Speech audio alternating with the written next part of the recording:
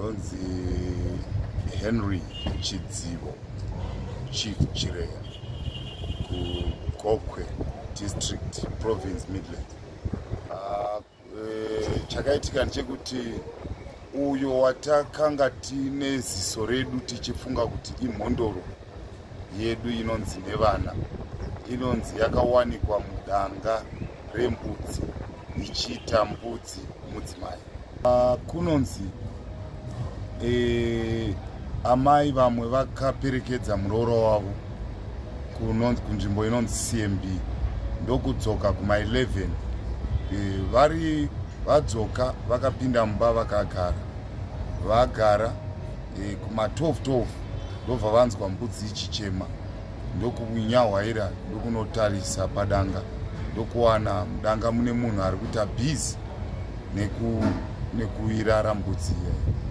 And then zvadaro paipai ndopa vakazoti ko iwe hausiwe anonzi riwati handichatonderesera hausiwe here iwe nhai sekuru muri kuitei zvinhu zvamuri kuita izvi, muri kuitei?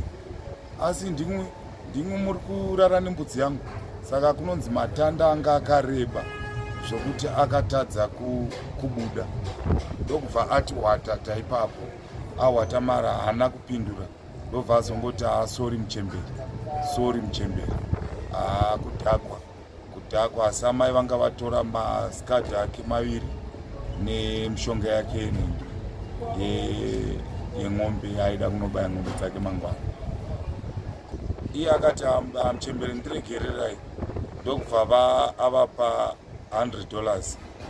$200 yakazouya nemunyai wake waanoti munyai achiti handiregererai.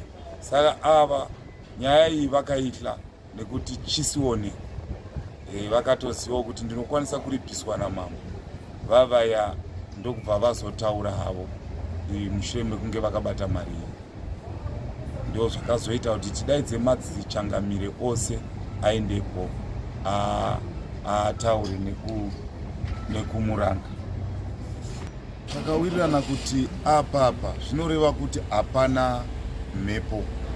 Uyu munhu ari kunyepa nekuti pakutanga achitanga kuratidza kuti ari kurwara, takayambuka kumakonde tikandobvunza masvikiro akati kana zvakadaro imimi mune pfungwa yekuti ndizvo chiitai zvose zvikaranga zvekuda kuitiwa. Pakupedzisira muchaona kuti harisi mhondoro kana kuti isvikiro.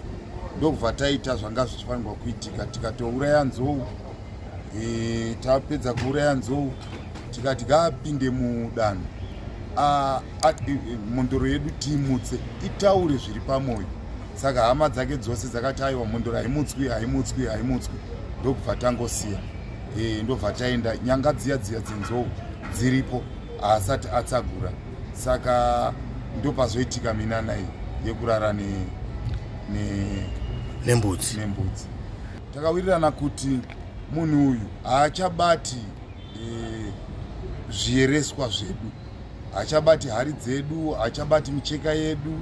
Danho iri ngarimbomira kusvika kana iyo iri mhondoro ngaitaure kuti hari yangu yakakanganisa zvokuti totanga ipapo. Saka pari zvino tikati hapana mhondoro yakadai, nekuti mukatarisa iye pachake anonzi anoenda kunotsikisa mutanda, anopinda mubhawa, anojaivha, anotamba nemadzimai aya, anoita zvakawanda, anopezanisa vanhu kuti wauya ndiwe mambo.